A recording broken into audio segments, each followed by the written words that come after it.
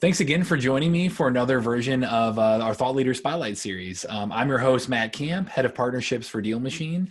On today, we really, in general, try to shine a spotlight on industry experts, on these thought leaders that have inspiring stories that can really educate our audience on lessons that they've learned and how they see the world evolving. So today we have Nathan Brooks, who is a Kansas City-based investor, CEO at Bridge Turnkey Investments. He runs the Bridge Real Estate Investing Meetup group. He's a speaker, a podcaster. Thanks again for joining, Nathan. Absolutely, Matt. Appreciate the opportunity to be on here with you too. Yeah. So excited to talk. I know you were telling me a little bit about your story last time we caught up, but for our audience, do you mind telling us, everybody a little bit about yourself and how you got to where you are today?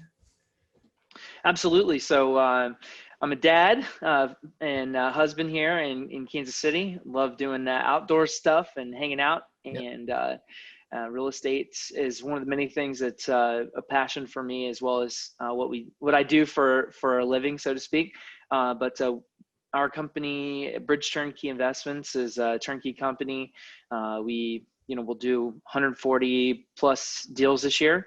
It's all, buying, renovating, and selling, or new construction rentals as well.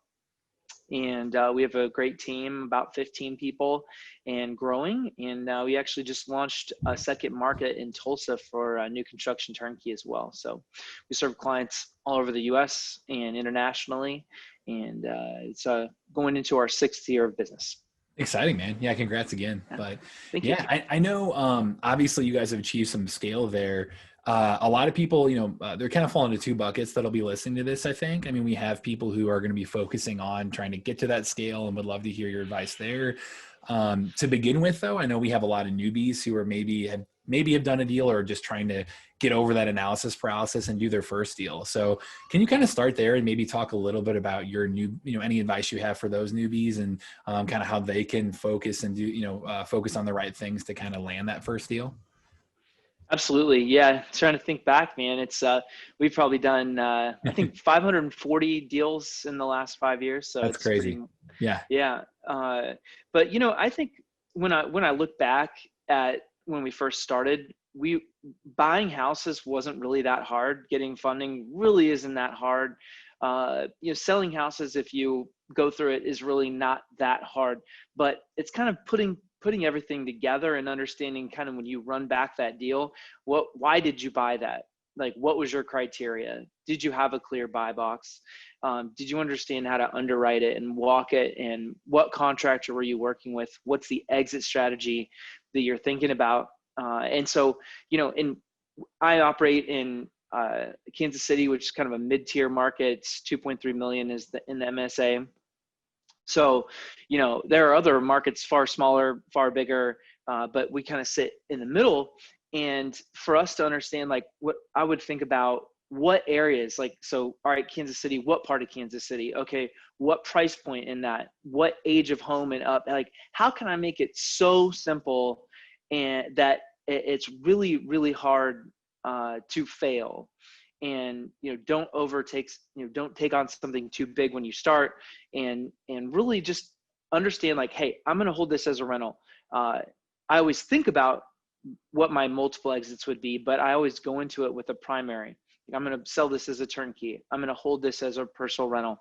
I'm buying this piece of ground to put this house on it. So just try to be as methodical as possible when you start, and have as clear of a game plan with what you actually want to do from the beginning. Yeah. And I think on our last conversation too, I loved how you said you want to have that goal. You want to know where you're working towards, but also you don't want to skip steps. You don't want to think about how do I get from A to Z right away. You got to earn that. So can you kind of talk about your mindset around that as well?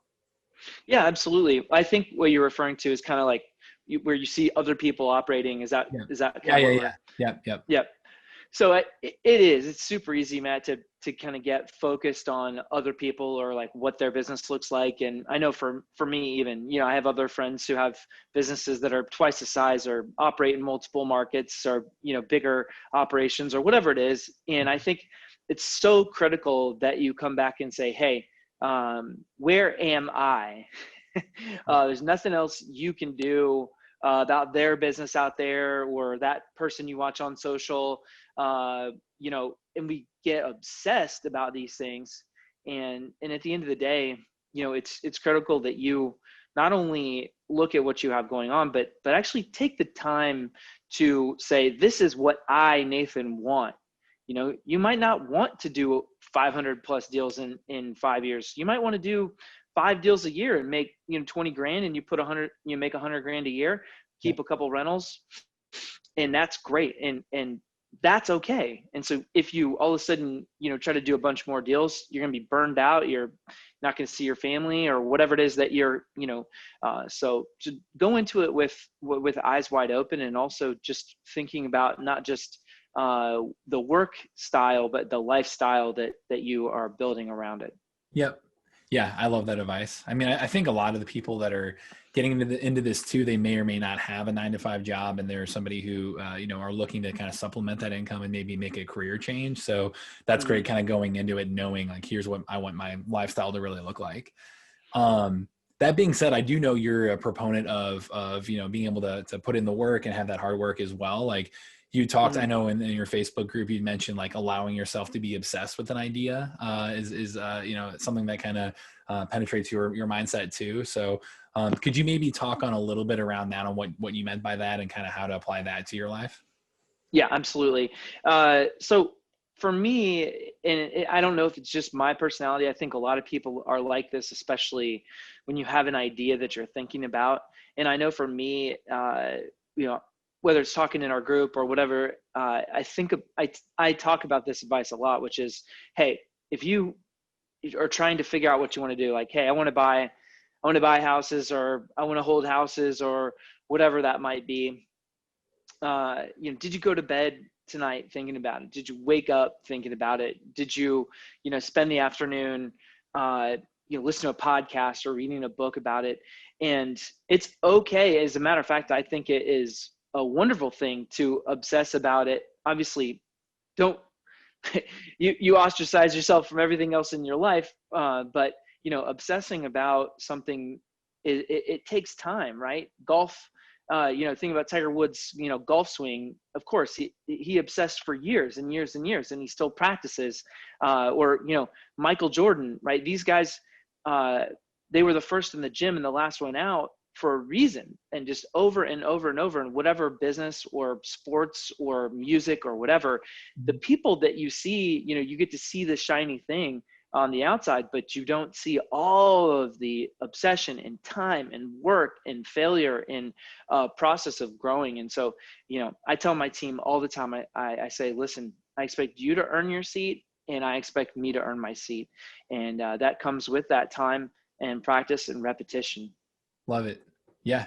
Yeah. And as you guys, I mean, that's great advice for no matter what stage you're at, I think, for, you know, newbie all the way up to scaling a business. But for people who are thinking about scaling their real estate business and are really focused on, you know, they see exactly what you're talking about, the 500 plus properties, you know, the, you know, different cities, all that, you know, they want to, you know, focus on achieving that. Like you've talked to me about it, how you've learned many lessons around hiring and building a team and changing your mindset there, and being a leader. Can you maybe impart a little wisdom on, you know, around that subject, on things you've learned there? Yeah, absolutely. It's that could be its own, Yeah, you for know, sure. entire call, podcast, book series. You know, I would say it kind of comes back to that earning your seat, understanding the other seats. There's a number of books that are wonderful. One is Traction. I can see it on my bookshelf over here by Gino Wickman. Another one is E-Myth. And thinking about, first of all, like, why are you hiring? What are you hiring for? What is this position for? What is the type of person that is going to do that job? Thinking about a DISC profile or a predictive index. What is the job description of that person? How are we going to onboard and train them? And I think the classic visionary, the classic CEO, you know, hard driver, including me for years, I couldn't figure out why I had so many employees that were terrible, until I recognized that it wasn't the employee that was terrible. It was me that was terrible at onboarding and training and being patient. And so, you have to have a critical eye for what it is that you want, understand the culture in which you want to create, because culture is a critically important component of that, which includes core values, the focus and mission of your business. And then, take the time that task requires of interviewing. So like we literally have 4 interviews typically with our team. Now, if you're hiring your first employee, right, you're probably not going to have 4 interviews, but you can meet with them a couple times, have a phone call, meet with them in person, maybe have a friend or mentor interview them. We have our business coach, interview people on our team all the time. Yeah. So it's critical to make sure that you don't rush. And we used to have a joke, my business partner and I, where, I'd go and meet somebody and be like, I already hired them, sorry, because you like them and they're like, they have a great, resume or something. But at the end of the day, you have to know what it is. And then you have to take that time, preparation, and patience through that process of saying, all right, these are all the things on this job description, and this is our hiring process, and this is what your schedule looks like the next 2, 3, 4, 5, 6 weeks. And now you really have a game plan of how to do it. Yep. Yeah, I loved how you even talked about with me in the past, like how your journey as a leader has evolved, and that you personally learned to kind of slow down and listen more. Can you kind of talk about that experience a little bit? Absolutely. I think in the conversation I was kind of brash in the way that I approached it, but basically saying like, hey, Nathan, shut up, get out of the way, let your team operate. And obviously, if you have 1 person or 2 people, there's a necessary leadership and responsibility that comes with that. But that does not mean you hired them for a reason, and so you don't want to just leave them out on an island with no ability to operate or no autonomy of where they can operate. Yeah. And it's not like day 1 they're going to have that, but you say, hey, listen, Matt, in the future, these are all the things that we're going to train on. This is where I want you to be able to operate. And just so you know, your opinion is valued. And I am actually going to come to you. And I don't want you to be the wet blanket in the corner who says, I don't know, Nathan, whatever you want to do. I'm going to say, hey, man, you're the one closest to this problem. I want to know what you think we should do. And what do you think a few of those next steps might be? Yep. And it takes practice. So this is not a natural thing, I think, for most people, because there's discomfort in the unknown of saying, I'm going to trust you to make that decision, or I'm going to, seriously take your input. But at the same time, when you give that kind of space, you give that kind of autonomy, it makes that person not only gives them the space to operate with where you asked them to do in the first place, but it also allows them to own it, which is a huge and critical component of that. Yeah. Yeah. Why do you think for new first-time leaders like that, why do you think it's so difficult for leaders to kind of, put themselves in that mindset and kind of like act that way?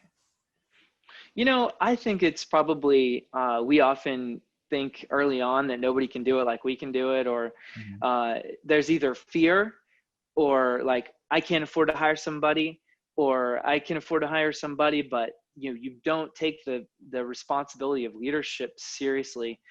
And and all of these things don't come from me being better than somebody. It comes from how many times I've blown it. And I think the recognition is that we are only as good as where we seek to be. We're only as good as the methodology that we approach that with. We're only as good as the education, resources, and mentoring, coaching, whatever that we receive.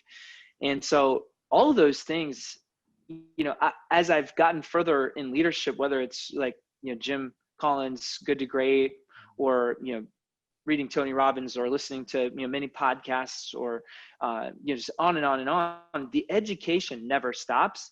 And then the more refined and clarity you have around seeing that, the more you can understand and listen to that feedback loop. And I think a lot of times we're afraid to hear that, or we don't set the conditions in our business to receive that feedback. Like, hey, I'm the boss, go do it, rather than, hey, boss, this idea is not good.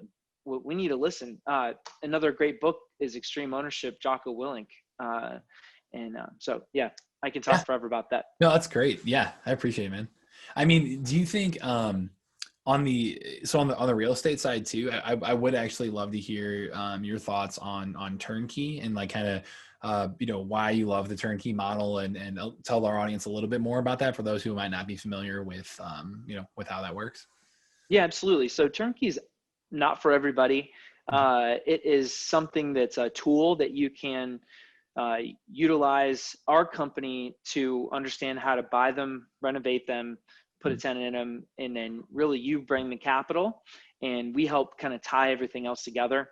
So if you're somebody that likes to get your, hands dirty, boots on the ground kind of deal, Turnkey is probably not the one for you. If with the exception that, we have had some clients who decided that they wanted to do that, went through the whole process of trying to underwrite them and buy them and renovate them and project manage. And there's a lot to learn, right? So if you want to do that on your own, do it and just know that you kind of set yourself up, start slow and understand. But if you want to just be able to, hey, I like my 9 to 5, I've got some capital to deploy, or I want to scale my rentals, but I live in a market that I don't really want to buy in, like California or New York. We have lots of East Coast, West Coast clients, or we have, active duty military clients too. Like, hey, instead of buying a bunch of junk or a, fancy new car or whatever, they're literally deployed and, investing money while they're, on a ship somewhere. So we get to help you scale your rental portfolio with a well renovated property in your portfolio, and be able to do that without having to do any of that work. Love it. Yeah. Thanks again for doing this today. I mean, I think do you have any other kind of parting pieces of advice for new investors, new leaders, like anything else that you wanted to share today? Or man, have a mentor. We pay for business coaching, we pay for masterminds, we do that for a reason. Don't be afraid, pay for your education. You're gonna pay for it one way or another. You're gonna pay for it in the deal, you're gonna pay for it from somebody else that you can learn from. It's just invaluable. And even if you can't afford some specific coach or something, there's Facebook groups like ours, or some pay lower cost. There's books, there's podcasts.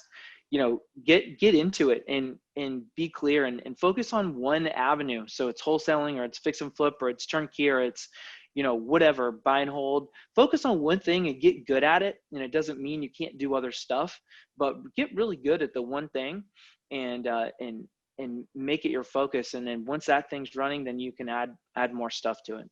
Yep. Yeah. And I think even for people who are listening to this through our DealMachine YouTube channel, I mean, our Facebook group is very, very active too, to try to mentor each other, connect with each other, help each other out. So check out that as well. And then, Nathan, can you kind of tell people how to get in touch with you, how they want to learn more from you, how they can follow up with you? Yeah, absolutely. So if you're interested in our actual, turnkey product, bridgeturnkey.com. It's also Bridge Turnkey on Facebook. And then you can connect with me on Facebook or Instagram as well. Nathan Brooks, REI on Instagram. And I think it's just Nathan Brooks on Facebook. So I appreciate the opportunity. Awesome. Thanks again for coming on, and, looking forward to this one coming out. Likewise, me too.